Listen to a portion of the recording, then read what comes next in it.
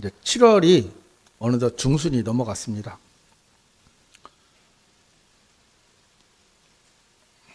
(6개월) 금방 갔죠. 세월이 살같이 빠르다라는 것이 이제 실감이 됩니다. 제가 신학을 한 지도 엊그제 같은데 이제 마지막 학기가 이렇게 남았고요. 하여튼 뭐 이런저런 우여곡절이 많았지만 시간은 흘러갑니다. 그런데 우리가 과연 지난 6개월 동안 우리는 어떤 삶을 살았는지 한번 이렇게 돌아보는 시간을 좀 가졌으면 좋겠다 싶은 생각이 있어서 이제 오늘 말씀을 이렇게 준비했는데요. 참 어떻게 보면 아무 생각 없이 있어도 하루는 지나가잖아요. 그래서 1년이 365일이지만 과연 우리가 1년 365일을 살면서 하나님 앞에 우리가 마음을 시간이 얼마나 될까? 물론 여기 계신 분들은 상당히 많은 시간들을 할애하고 계시겠지만 저는 제가 잘 그러질 못해요. 사는데 바빠서 하고 또 해야 될 일들 때문에도 그런 일들이 이제 참 없는데 이제 이런 부분들을 우리가 좀 반성하고 또 회개하고 돌이켜서 좀 우리가 하나님 앞에 좀 영적인 삶을 살아야 되지 않겠느냐 이제 이런 생각이 좀 있습니다. 우리가 생각하는 이제 믿음의 삶, 이제 믿음의 삶을 영적 생활이라고 합니다. 뭐 믿음의 삶이나 영적 생활이나 같은 말이죠. 근데 이제 이런 말을 사람들은 들으면, 세상 사람들이 들으면 어떻게 생각하냐면 이제 산속에 수도승이나 아니면 스님이나 아니면 그 인도의 그 뭐 도 닦는 분들 있잖아요. 뭐 한쪽 팔만 들고 뭐 몇십 년 동안 있는 사람들. 참 신기하거든요, 그게. 아무리 생각해도 이 한쪽 팔을 들고 몇십 년을 있다는 게 참 이해가 안 되는데 그런 것들을 생각해요. 하지만 우리는요, 그 차원이 아니잖아요. 그 절이 보통 보면 산속에 많이 있잖아요. 또 수도원도 산속에 많이 있습니다. 예전에 제가 들은 말인데 이 세상을 도피해서 살아간다고 그 도피처로 이제 그 산속에다가 절을 짓고 이제 그 수도원을 지어서 그 사람들은 세상과 격리된 삶을 살잖아요. 근데 우리는 그럴 수가 없는 게 우리만 구원받고 나만 구원받으면 사실은 우리도 산속에다가 교회를 지어놓고 이제 그렇게 살아도 돼요. 근데 우리는 그게 안 돼요. 우리는 뭐 자이든 타이든 구원을 받은 사람은요, 세상과 등져서 살 수가 없어요. 물론 삶은 분리가 돼야 돼요. 삶은. 하지만 일상생활은 우리가 세상 사람들과 함께 살아갈 수밖에 없잖아요. 그래서 성경이 말하는 영적 생활하고요, 세상 사람들이 말하는 영적 생활은 차원이 달라요. 그리고 있는 곳도 다르고요. 또 하는 방식도 달라요. 인간은 세 부류로 이제 만들어져 있습니다.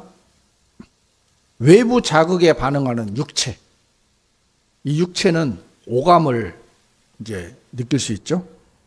그 다음에 내 자신을 의식하는 혼. 그 다음에 하나님을 인식하는 영. 그래서 몸과 혼과 영으로 이렇게 창조가 되었습니다. 아담이 범죄한 이후에 태어나는 모든 사람은 영이 죽은 상태로 태어나잖아요. 그래서 성령님을 통해서 다시 태어나는, 되살아난다고 표현하는 게 맞겠죠? 죽었던 것이 살아난 거니까 되살아나는 것이 맞습니다. 정확하게 표현하자면. 그래서 이제 그것이 거듭남이고 그 거듭남 이후에 사는 삶이 영적 생활의 시작입니다. 성경은 구별을 해줘요. 육에서 태어난 것은 육이요, 성령께로부터 태어난 것은 영이라. 명확하게 구별을 해줍니다. 그러니까 육은 육이요, 영은 영이라. 육은 절대 영이 될 수가 없고요, 영은 절대 육이 될 수가 없어요. 자, 하나님께서는 하늘과 땅을 창조하신 것과 에서 우리 사람의 영을 우리 내부에 형성을 하셨잖아요.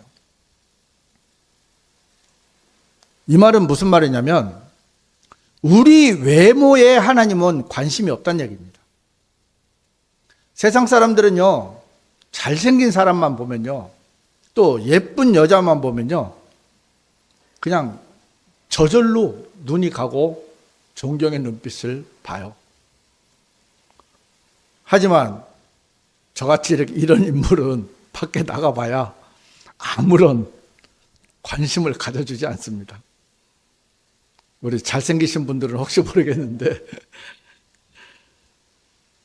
하지만 하나님은요, 우리가 아무리 육이 정말 똑똑하고 하는 일도 똑부러지고요, 세상에 지위도 많고요, 높고요, 잘 살아도요, 하나님은 그거에 대해서 관심이 없으세요. 왜냐하면 하나님의 관심이 어디에 있습니까? 하나님은 영에 있어요. 내 내부에 있다는 겁니다. 내 내부에. 그러니까 내 육신의 겉모습은 그닥 중요하지 않다는 얘기예요. 그렇다고 해갖고 뭐 씻지도 말고 아무 옷이나 입으라, 그 얘기가 아닙니다. 뭐 잘 알아들으시겠지만 내 육신을 가꾸면 가꿀수록 우리는 반대로 뭐가 소홀해지냐면요, 우리의 영적인 삶에 대해서 소홀해져요. 소홀해질 수밖에 없어요. 사람은요, 이 일도 하고 저 일도 할 수 있을 것처럼 보이지만 정작 나는 내가 뭘 할 수 있냐면 내가 볼 때 중요한 것이 가장 우선적이 되잖아요. 지금 세상 사람들이 왜 하나님을 못 만납니까? 왜 하나님을 찾지 않습니까? 왜 하나님으로 만족하지 못합니까? 그들은 무엇에 관심이 있냐면 육에 관심이 있어요. 잘 사는 것, 잘 먹고 좋은 옷 입고 좋은 집에 사는,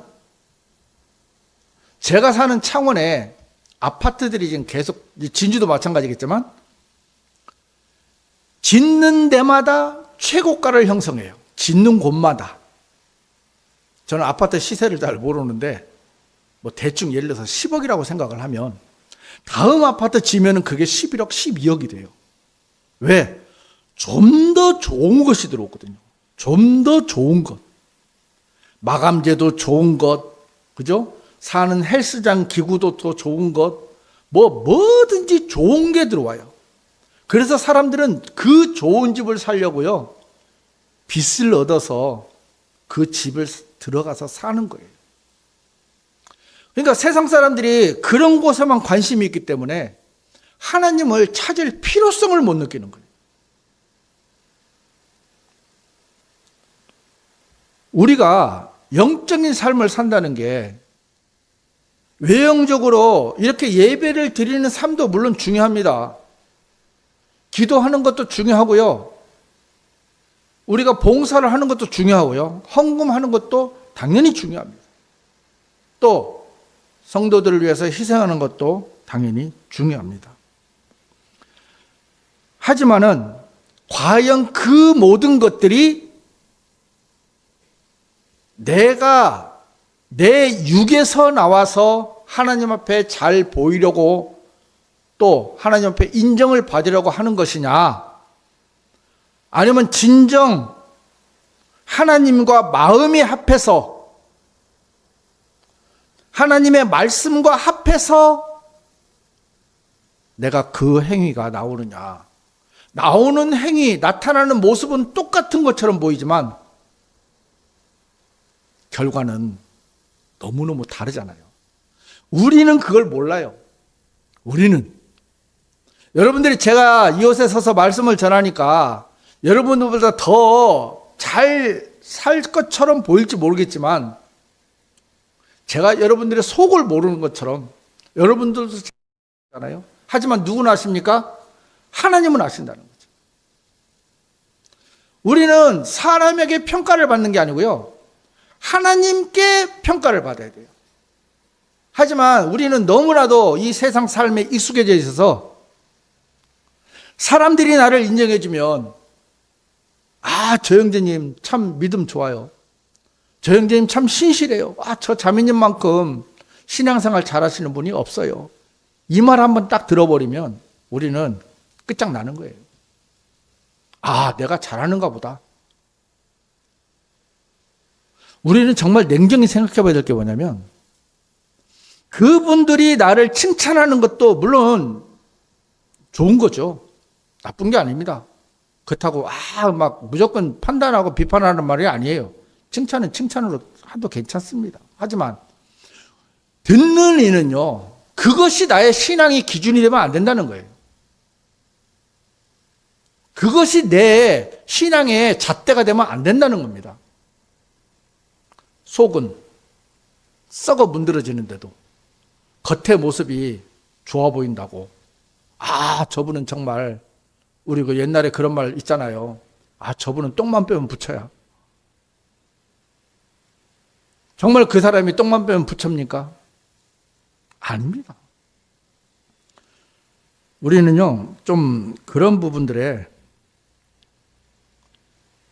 지난 6개월 아니면 그 구원받고 난 이전의 그 삶이 어땠는지는 저는 몰라요. 여러분들의 삶을. 하지만 저는 알아요. 저는 제 자신을 알아요. 우리가 하나님 앞에 외형적으로 잘 보이고요. 괜찮은 모습이 과연 우리의 진짜 모습이냐? 아니면 내 속에서 일어나는 이것들이 진짜 모습이냐는 여러분들이 아실 겁니다. 우리는 사람의 외형도요, 늘 거울을 보잖아요. 젊은 처자들은 말할 것도 없지만 우리가 보통 하루에 몇 번은 거울을 보잖아요. 하지만 정작 우리는 봐야 될 우리 내면의 거울은요, 안 보고 살아요. 그래서 다른 사람들이 얘기하는 그 기준이 내 신앙의 기준이라고 생각할 때가 참 많다는 겁니다. 이제는 그런 부분들에 좀 벗어나야 될 것 같아요. 자, 영적 생활을 시작했거나 아니면 하고 있는 분들은 이 두 가지 좀 함정이 있어요, 우리가.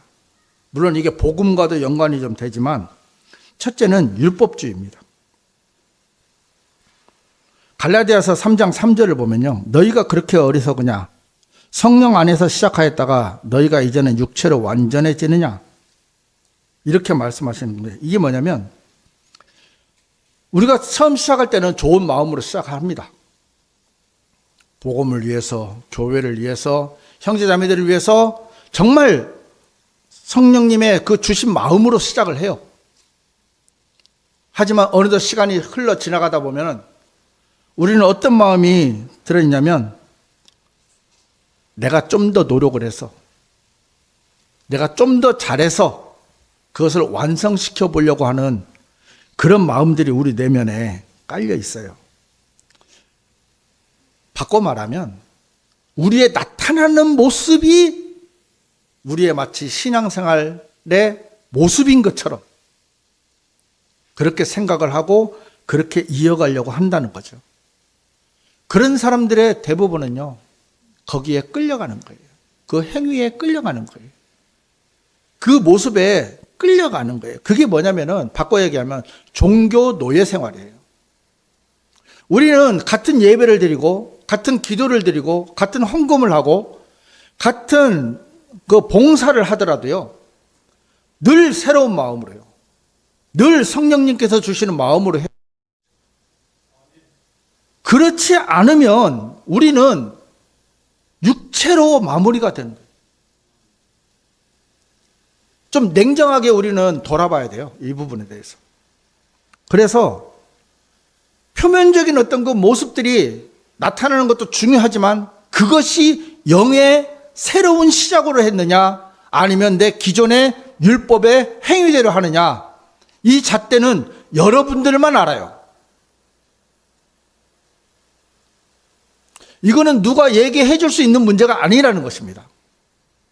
여러분들이 판단해보고 여러분들이 기준으로 삼아서 예배를 오더라도요, 이 예배가 정말 하나님이 주신 기쁨으로, 하나님이 주신 설레는 마음으로, 하나님께서 주시는 그 성령의 이끌림대로 매주 오느냐 아니면 매주 주일이 되니까 오느냐, 이 차이는 똑같은 자리에 앉아 있고 제가 이곳에 서 있지만 마음은 전혀 다른 거예요. 두 번째는요, 방종입니다. 옛날에 왕중생이 그랬습니까? 우리가 구원받았으니까 죄를 막 지어도 되고 그 죄가 아니다. 이게 이제 또 넘어와서 구원파의 또 교리가 됐죠. 그래서 요한일서 1장 9절을 이 사람들은 설교를 안 합니다. 설교를 못 합니다. 할 수가 없습니다. 그래서 사람을 죽여도요, 괜찮아요. 왜? 그 죄가 이미 씻겨졌거든요. 틀린 말은 아닙니다. 우리가 어떤 죄를 지어도요, 십자가에서 다 해결해 놓으셨습니다. 아멘 되십니까? 하지만 우리가 죄를 지으면 지을수록 그것을 회개하지 않고 죄를 죄로 여기지 않는다면 우리는 죄를 증오하시는 하나님 앞에 나가질 않는다는 거예요. 죄가 다 씻어졌으니까 괜찮아. 안 괜찮습니다. 저도 예전에는 그런 줄 알았어요. 하지만요, 여러분들이 직접 경험을 해보셔서 알지만 죄를 짓고 여러분들이 하나님 앞에 떳떳하게 나갈 수 있습니까? 나가지던가요? 그 문제를 반드시 해결을 하든 죄의 대가를 치르든 어떤 방법을 통해서 그 죄의 문제가 해결이 돼야 되는 거거든요. 괜찮아. 죄를 지어도 괜찮아. 그것이 하나님의 논리입니까? 마귀의 궤변입니까? 마귀는요, 이렇게 우리를 율법적으로, 율법주의로 몰아가기도 하지만 때로는 이렇게 방종의 삶으로 율법 필요 없어. 이렇게 또 우리를 이끌어 가기도 합니다. 그걸 보면은 우리는요, 이 분별력이 얼마나 중요한지를 오늘 우리가 오전에 세대적 진리를 배웠지만은 얼마나 이것이 세밀하게 우리가 나뉘어지고 분석이 되고 분별이 되어야 되는지는 여러분들도 스스로 한번 생각을 좀 해보시면 좋겠습니다. 자, 요한일서 3장 9절에 보면 이런 말씀이 있습니다. 누구든지 하나님께로부터 태어난 자는 죄를 짓지 아니하느니라. 이는 그분의 씨가 그의 안에 남아있기 때문이라. 그런즉 그는 죄를 지을 수 없나니 그가 하나님께로부터 태어난 까닭이라. 자, 이거를 사람들은 이용을 합니다. 자, 이 말씀 액면 그대로 보면 우리는 죄를 지어도 짓는 겁니까? 안 짓는 겁니까? 액면 그대로 보면 안 짓는 거예요. 근데 사람들은 이 말씀이 어디에 적용이 되는지를 몰라요. 어디에 적용이 되는지를 몰라서요. 자, 거듭난 자가 죄를 지을 수 없다는 건요, 우리의 몸이 아닙니다. 우리의 속사람, 영에 대해서 말씀하시는 겁니다. 하나님의 영, 되살아나는 영은 거룩하기 때문에 죄를 지을 수가 없어요. 그 말씀을 하시는 겁니다. 이해되십니까? 자, 그리스도인의 자유가 있어요. 그리스도인의 자유는 내 마음대로 죄를 지을 자유가 아닙니다. 내 마음대로 죄를 지어도 돼. 이 자유가 아니고요. 성령의 능력으로 죄를 안 지을 수 있는 능력이에요. 안 지을 수 있는 자유. 내 스스로 죄를 안 짓는 게 아니고 성령님의 능력을 힘입어서 죄를 안 짓는 능력, 자유. 이것이 진짜 그리스도인의 자유예요. 죄를 막 지어도 되는 자유가 아니라는 것입니다. 잘못 알고 있는 거예요. 성경을 오해하고 있는 거예요. 이 말씀이 어디에 적용이 되는지를 모르니까 하나님께로부터 태어난 자는 죄를 짓지 않는다. 그러니까 우리는 죄를 지어도 이건 죄가 아니다. 이런 교리로 만들어버리는 거죠.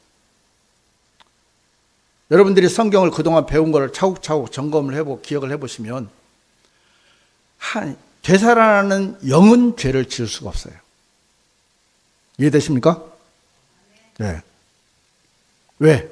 여기 나왔잖아요. 그는 죄를 지을 수 없나니 그가 하나님께로부터 태어난 거다. 이 자유는요, 우리가 항상, 우리가 그 베드로전서입니까? 베드로후서입니까? 거기에 덕이 나오잖아요.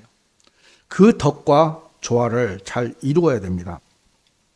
자, 고린도전서 10장 23절부터 24절을 보면은 우리가 다 같이 한번 읽어보겠습니다. 고린도전서 10장 23절에서 24절이요.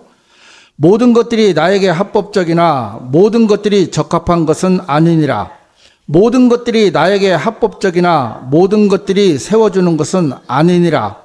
아무도 자기 자신의 것을 구하지 말고 오히려 모든 사람은 저마다 다른 이의 번성을 구하라. 여러분들 야구를 좋아하시는 분은 아시는데 미국에 아주 유명한 홈런왕 베이브 루스라고 있습니다. 혹시 기억을 하실지는 모르겠는데 이분이 담배, 그 시가 담배, 옛날에 우리 서부 영화 보면 시가 굵은 담배 있잖아요. 이제 옛날에는 그게 이제 담배 대신 이제 많이 피웠는데, 자, 이 사람이 담배를 피우다가 계속 피웠어요. 그러나 어느 날 담배를 딱 끊었어요. 그래, 누가 물었어요. 아, 그렇게 좋아하던 담배를 끊으신 이유가 뭡니까? 하니까 자기가 이제 담배를 피우는 모습을 아이들이 계속 보잖아요. 미국에는요, 야구가 절대적으로 그 인기가 있거든요. 그래서 그분의 일거수일투족이 이제 알려질 정도로 유명한데, 이분이 담배 끊는 이유가 뭐냐면 아이들이 담배 피우는 모습을 보고 담배를 피울까봐 자기는 그게 염려가 돼서 담배를 끊었다. 이제 이렇게 얘기를 하더라고요. 자, 또 한 사람이 누구냐면 스펄전 아시죠? 설교의 황태자. 이분이 담배 피운 거 아세요? 아시죠? 이분이 담배를 피웠는데요. 그 당시에는 이 담배가 죄로 여기지 않았대요. 저는 참 놀란 게 목사가 담배를 피운다는 게 거기서는 그냥 공공연한 일이 되어버렸는데, 이분이 담배를 피우다가 이제 담배를 피우면서 물었어요. 어느 기자가. 목사님은 왜 담배를 피우십니까? 하니까 나는 하나님의 영광을 위해서 시가를 피웁니다. 이렇게 대답을 했을 정도로 이제 그 담배를 피우는 거에 대해서 이분은 죄책감을 전혀 느끼질 않았어요. 근데 이분이 담배를 이제 끊은 계기가 있어요. 담배를 잘 피우다가요. 그 이제 담배 회사는 너무 좋은 게 이분이 그 당시에는 한 6천 명 정도 되는 교회에서 시무를 하셨대요. 그리고 그 당시 예배당이 제일 컸는데 사람이 얼마나 많이 왔으면 다 들어오지도 못하고 돌아가는 사람들도 많았을 정도로 영향이 컸어요. 오늘날에 예를 들어 뭐 순복음교회 뭐 이 정도 되겠죠. 근데 이분이 이제 담배를 피우니까 담배 회사는 너무 좋은 게, 아, 목사님도 담배를 피우네 해서 광고가 나갔는데, 광고가 뭐라고 나갔냐면 스펄전 목사가 피우는 바로 그 시가 이렇게 이제 써놓은 거예요. 그러니까 이제 사람들이 야, 저 유명한 목사님이 피우는 담배인갑다고 이제 사가는데, 자기가 딱 그 광고 문구를 보고 이거는 덕이 되지 않겠다.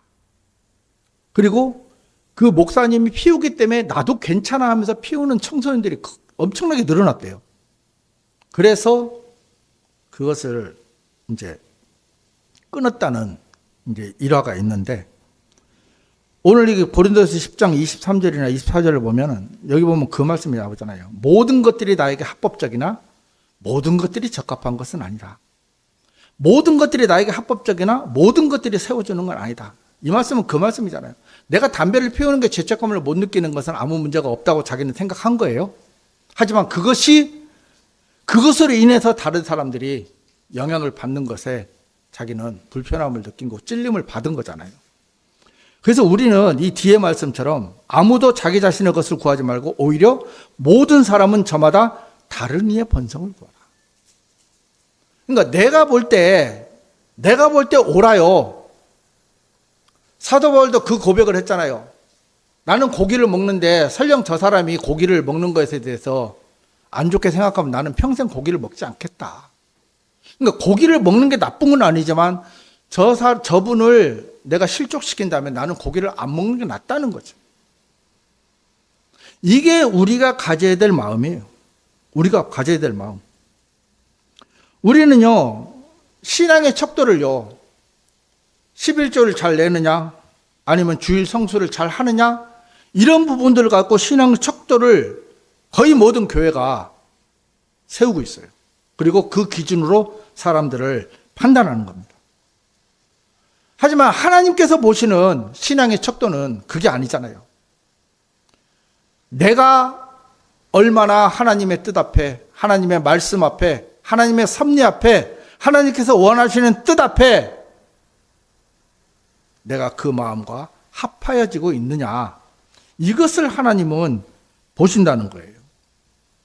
자, 10계명의 마지막 계명은요, 행동이 아니에요. 너는 내 이웃의 집을 탐내지 말지니라. 너는 내 이웃의 아내도 그의 남종도 그의 여종도 그의 소도 그의 나귀도 내 이웃의 것은 어떤 것도 탐내지 말지니라. 이거는 내면에 관한 문제. 내면에 관한 문제. 사도 바울은 겉으로는 완벽한 사람이었습니다. 그렇죠? 우리가 사도 바울처럼 완벽하게 살려면요, 정말 이렇게 살면 안 돼요. 살 수도 없어요. 하지만 그 완벽하게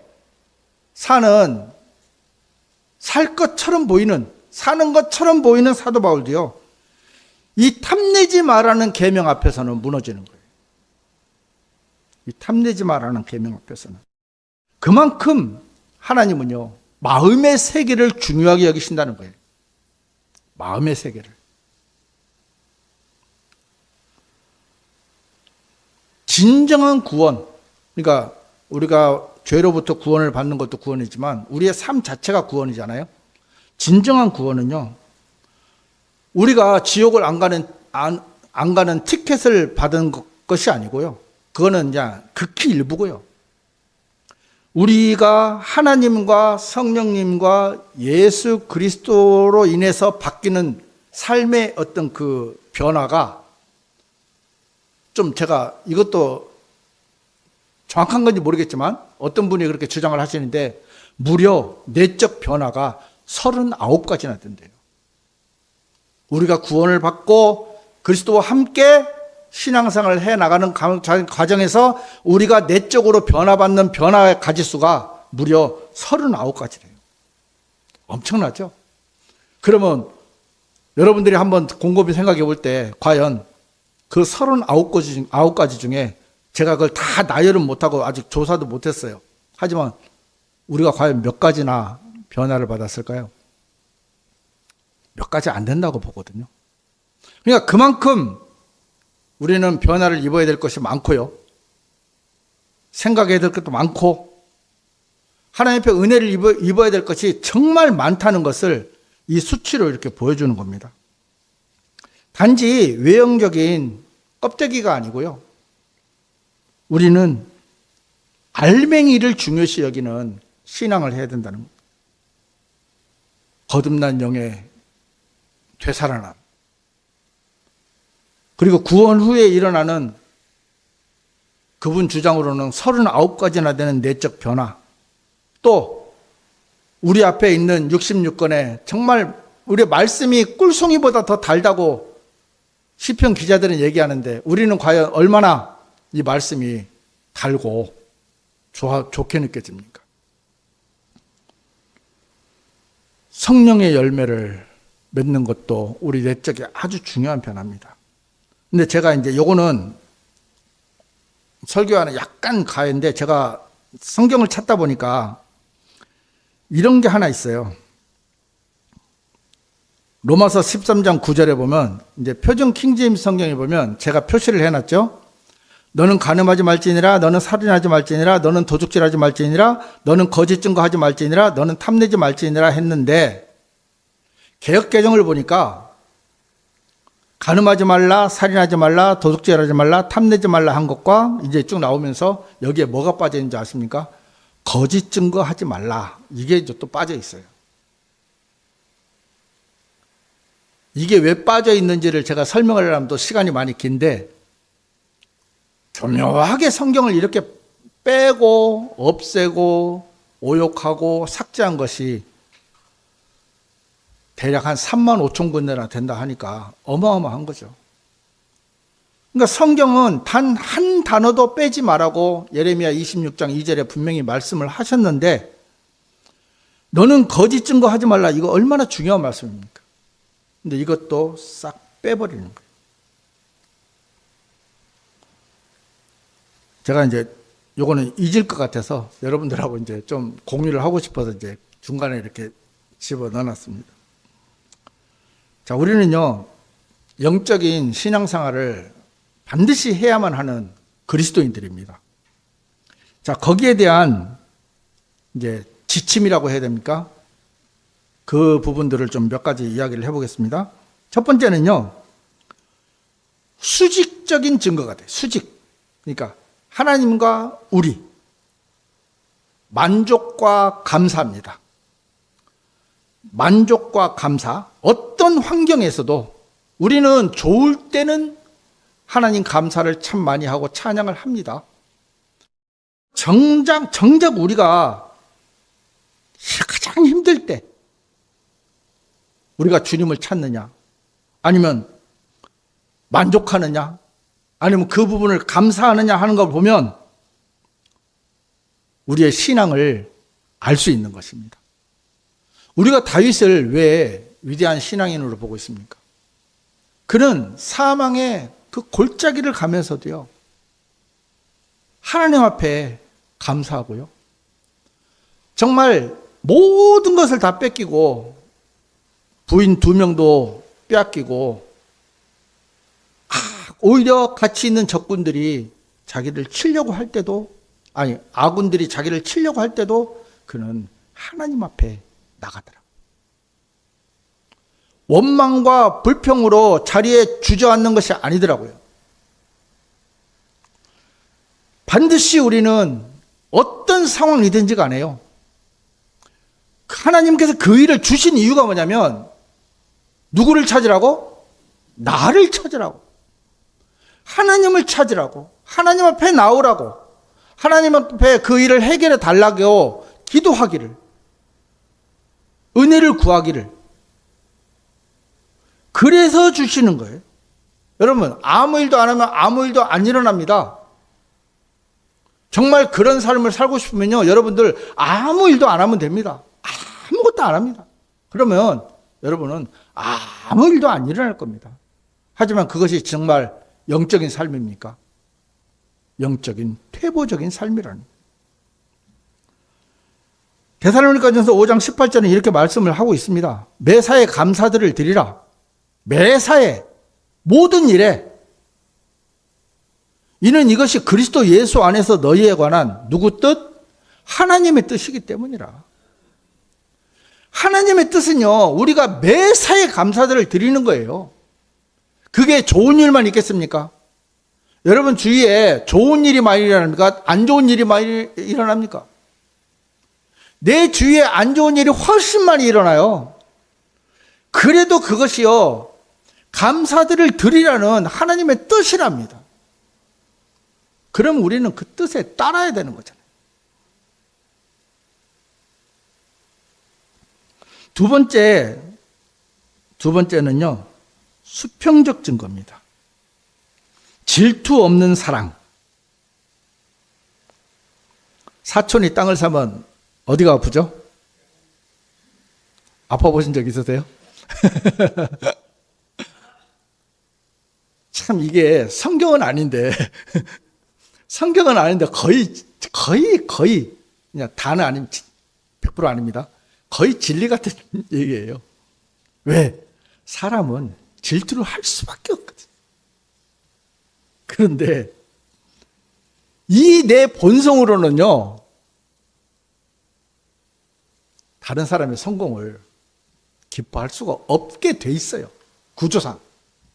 이 본성은 그렇게 돼 있잖아요. 그죠?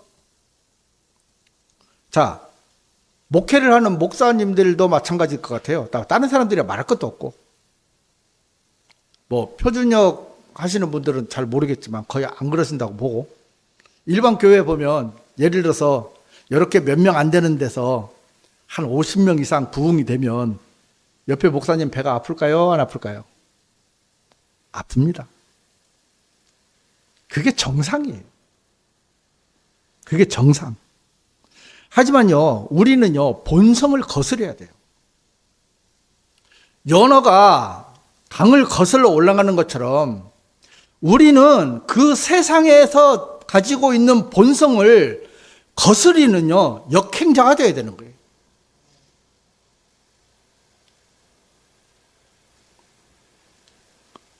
로마서 12장 15절을 보면 기뻐하는 자들과 함께 크게 기뻐하라. 우는 자들과 함께 울라.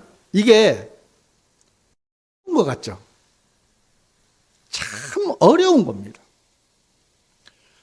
우리의 본성을 거스리고요, 나보다 다른 사람이 잘 되는 것이 정말 기뻐하고 축하할 수 있다면 그것은요, 그리스도인의 그 개인의 본성의 마음이 아니에요. 그것은 그때 주시는 하나님의 마음, 성령님의 역사가 아니면요, 기뻐할 수가 없어요. 기뻐한다는 건요, 위선이에요, 위선. 우리는 함께 가야 될 사람들이에요. 어느 누구 하나, 제가 자주 비유하지만 몸의 신체의 장기에 대해서 이야기하잖아요. 손톱이든 실핏줄이든 하다못해 눈썹 하나라도 우리 몸에 불필요한 것이 없어요. 그것과 마찬가지로 이 교회 안에 1명이 있든 100명이 있든 1000명이 있든 간에 구원받은 그리스도인이라면은 누구나 동일한 마음으로 그 본성을 거스리고요, 나보다 남을 낮게 여기고 타인의 성공을 기뻐해주고 진정 축하해줄 수 있는 마음으로 우리는 가야 된다는 거예요. 우리 표준역에 쓰이는 성도의 사랑이 체리티입니다. 그렇죠? 이 체리티는요, 헬라어 카리타스에서 유래가 됐는데 현대 영어에서는 이걸 구제로 쓰인대요. 구제. 그러니까 단지 이 사랑이 추상적인 관념이 아닌 거예요. 실질적으로 내 것을요, 다른 사람에게 떼어주는 얘기를 하는 거예요. 우리가 구제가 그렇잖아요. 자, 요한일서 3장 18절을 보면 나의 어린 자녀들아, 우리가 말과 혀로 사랑하지 말고 다만 행동과 진리로 사랑하자. 예전에 제가 애들을 혼자 키우고 있을 때 좀 저도 이제 해서는 안 될 말인데 어떤 분이 늘 주일마다요, 저보고 어떻게 사네요? 뭐 먹고 사네요? 그게 이제 반년이 넘었어요. 반년이. 그러니까 볼 때마다 그 얘기를 하는 거예요. 그래서 제가 뭐라고 하는지 아십니까? 좀 주고 얘기해라. 그 얘기를 했어요. 해서는 안 될 말이에요. 근데 역으로 따지면 그분처럼 이제 걱정이 되겠죠, 당연히. 혼자 아이를 키우니까. 그러면 반찬이라도 하나 갖다 주면서 아이고 어떻게 사노? 힘들지 않나? 이렇게 하면 괜찮아요. 근데 말로 계속 만날 때마다 그러게 해요. 좀 주고 얘기해라 내가 그랬어요. 주고 얘기해라. 우리는 이렇게 입으로만 할 때가 참 많아요. 입으로만. 성도의 사랑이 현대 성경에서는 구제라는 뜻으로 쓰이는 것처럼 실제로 내가 다른 사람에게 어떤 도움이 되려면 내 것을 떼어주란 얘기예요. 비단 돈만 주라는 얘기가 아니잖아요. 내가 할 수 있는 기도도 있고요. 봉사도 있고요.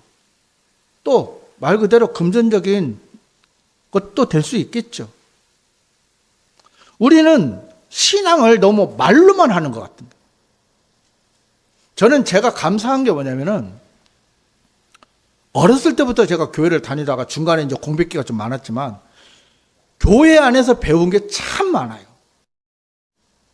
다른 분이 어떻게 하고 있는지를 저는 좀 유심히 보는 스타일인데 내가 하지 못하는 걸 그분이 할 때 당장 실행은 안 되더라도 나중에 보면요 그것을 실행한 경우가 참 많아요. 혼자서는 신앙생활을 할 수 없는 것이 제가 지난주에도 말씀드렸지만 이 교회 안에서만 배울 수 있는 것들이 정말 많다는 겁니다.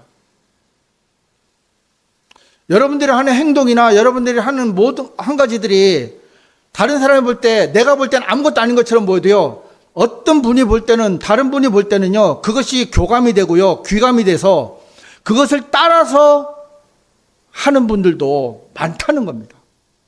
배우기도 한다는 거예요. 말로 하지 말고 혀로만 사랑하지 말고 어떻게? 행동과 진리로 사랑하자. 아멘? 말로만 필요 없습니다. 중요한 거는 우리가 그렇죠? 여러분 어떤 걸 제가 이것을 여러분들한테 드리는 건 여러분은 사랑 안 해도 줄 수 있어요. 그렇죠? 하지만요. 주지 않고는요. 사랑할 수가 없어요. 마음 없이 줄 수 있어요. 더 이상 우리는요. 그런 형식적인 절차를 하지 말자는 거죠. 물론 하루아침에 안 바뀝니다. 저도 마찬가지죠. 하지만 한 가지 여러분들이 여러분들의 안에서도 배우시고요. 또 바이블 빌리버 수없이 많은 사람들 있잖아요. 그분들 통해서 배우세요. 그래서 진짜 말과 혀만이 아니고 행동과 진리로 사랑하는 우리가 되었으면 좋겠습니다. 어려우신 분한테 얼마든지 도움을 드려도 됩니다. 도와드릴 수 있죠. 우리는 이제는 좀 사람들 눈에 보이는 신앙 말고